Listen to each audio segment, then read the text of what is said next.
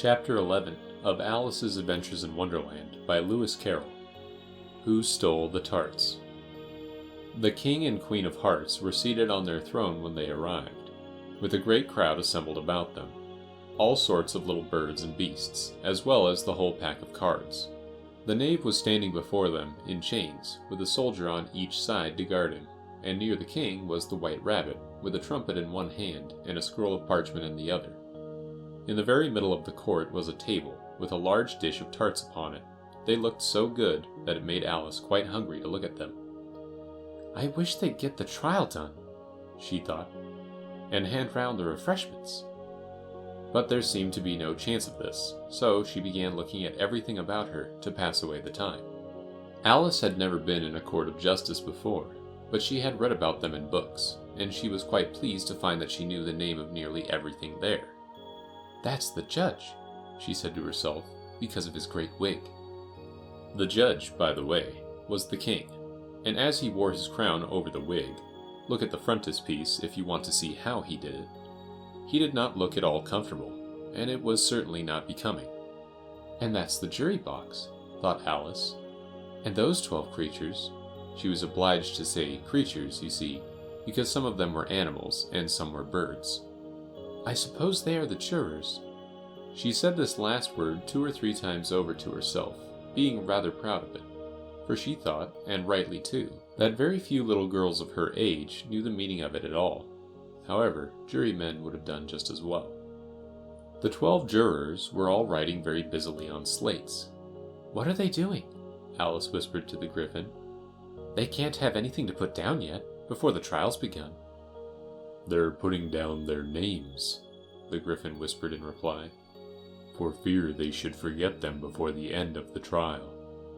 "Stupid things," Alice began in a loud, indignant voice, but she stopped hastily, for the white rabbit cried out, "Silence in the court!" And the king put on his spectacles and looked anxiously round, to make out who was talking. Alice could see, as well as if she were looking over their shoulders, that all the jurors were writing down stupid things on their slates, and she could even make out that one of them didn't know how to spell stupid, and that he had to ask his neighbor to tell him. "A nice muddle their slates'll be in before the trial's over," thought Alice. One of the jurors had a pencil that squeaked. This, of course, Alice could not stand, and she went round the court and got behind him, and very soon found an opportunity of taking it away. She did it so quickly that the poor little juror, it was Bill the lizard, could not make out at all what had become of it, so, after hunting all around for it, he was obliged to write with one finger for the rest of the day, and this was of very little use, as it left no mark on the slate. "Herald, read the accusation," said the king. On this the white rabbit blew 3 blasts on the trumpet, and then unrolled the parchment scroll, and read as follows. "The Queen of Hearts, she made some tarts, all on a summer day. The Knave of Hearts, he stole those tarts, and took them quite away." "Consider your verdict," the king said to the jury. "Not yet, not yet," the rabbit hastily interrupted. "There's a great deal to come before that." "Call the first witness," said the king, and the white rabbit blew 3 blasts on the trumpet, and called out, "First witness." The first witness was the Hatter. He came in with a teacup in one hand and a piece of bread and butter in the other. "I beg your pardon, your majesty," he began, "for bringing these in, but I hadn't quite finished my tea when I was sent for." "You ought to have finished," said the king. "When did you begin?" The Hatter looked at the March Hare, who had followed him into the court, arm in arm with the Dormouse. 14th of March, I think it was," he said. 15th, said the March Hare. 16th, said the Dormouse. "Write that down," the king said to the jury, and the jury eagerly wrote down all 3 dates on their slates, and then added them up and reduced the answer to shillings and pence. "Take off your hat," the king said to the Hatter. "It isn't mine," said the Hatter. "Stolen?" the king exclaimed, turning to the jury, who instantly made a memorandum of the fact. "I keep them to sell," the Hatter added as an explanation. "I've none of my own. I'm a Hatter." Here the queen put on her spectacles, and began staring at the Hatter, who turned pale and fidgeted. "Give your evidence," said the king, "and don't be nervous, or I'll have you executed on the spot." This did not seem to encourage the witness at all. He kept shifting from one foot to the other, looking uneasily at the queen, and in his confusion, he bit a large piece out of his teacup instead of the bread and butter. Just at this moment, Alice felt a very curious sensation, which puzzled her a good deal until she made out what it was. She was beginning to grow larger again, and she thought at first she would get up and leave the court. But on second thoughts, she decided to remain where she was as long as there was room for her. "I wish you wouldn't squeeze so," said the Dormouse, who was sitting next to her. "I can hardly breathe." "I can't help it," said Alice very meekly. "I'm growing." "You've no right to grow here," said the Dormouse. "Don't talk nonsense," said Alice more boldly. "You know you're growing too." "Yes, but I grow at a reasonable pace," said the Dormouse. "Not in that ridiculous fashion." And he got up very sulkily and crossed over to the other side of the court. All this time, the queen had never left off staring at the Hatter, and just as the Dormouse crossed the court, she said to one of the officers of the court, "Bring me the list of the singers in the last concert." On which the wretched Hatter trembled so that he shook both his shoes off. "Give your evidence," the king repeated angrily, "or I'll have you executed, whether you're nervous or not."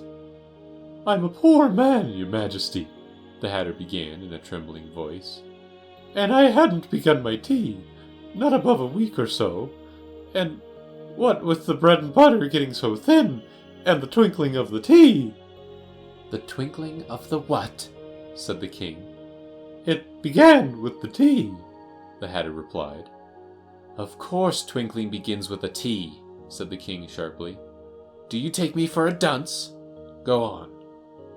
"I'm a poor man," the Hatter went on, "and most things twinkled after that.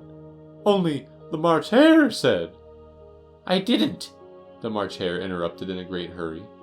"You did," said the Hatter. "I deny it," said the March Hare. "He denies it," said the king. "Leave out that part."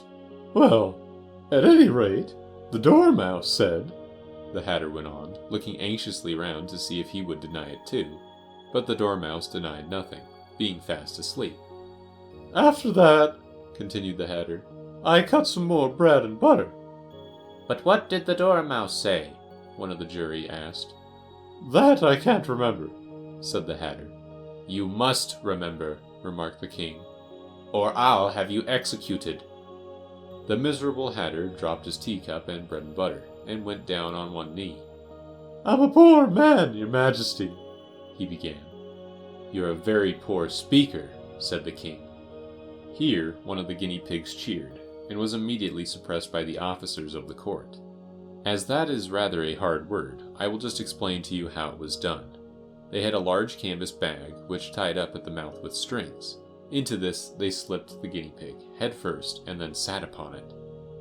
"I'm glad I've seen that done," thought Alice. "I've so often read in the newspapers, at the end of trials, there was some attempts at applause, which was immediately suppressed by the officers of the court, and I never understood what it meant till now." "If that's all you know about it, you may stand down," continued the king. "I can't go no lower," said the Hatter. "I'm on the floor as it is." "Then you may sit down," the king replied. Here the other guinea pig cheered, and was suppressed. "Come, that finished the guinea pigs," thought Alice. "Now we shall get on better." "I'd rather finish my tea," said the Hatter, with an anxious look at the queen, who was reading the list of singers.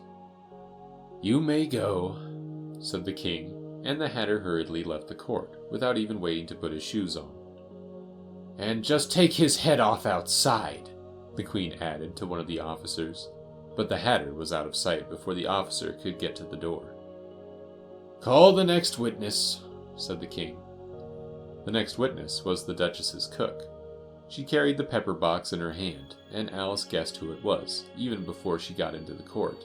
By the way, the people near the door began sneezing all at once. "Give your evidence," said the king. "Shan't," said the cook. The king looked anxiously at the White Rabbit, who said in a low voice, "Your Majesty must cross-examine this witness." "Well, if I must, I must," the king said, with a melancholy air. And, after folding his arms and frowning at the cook till his eyes were nearly out of sight, he said in a deep voice, "What are tarts made of?" "Pepper, mostly," said the cook. "Treacle," said a sleepy voice behind her. "Collar that Dormouse!" the queen shrieked out. "Behead that Dormouse! Turn that Dormouse out of court! Suppress him! Pinch him! Off with his whiskers!" For some minutes, the whole court was in confusion, getting the Dormouse turned out, and, by the time they had settled down again, the cook had disappeared. "Never mind," said the king, with an air of great relief. "Call the next witness." And he added in an undertone to the queen, "Really, my dear, you must cross-examine the next witness. It quite makes my forehead ache." Alice watched the White Rabbit as he fumbled over the list, feeling very curious to see what the next witness would be like. "For they haven't got much evidence yet," she said to herself. Imagine her surprise when the White Rabbit read out, at the top of his shrill little voice, the name. "Alice!" End of chapter 11.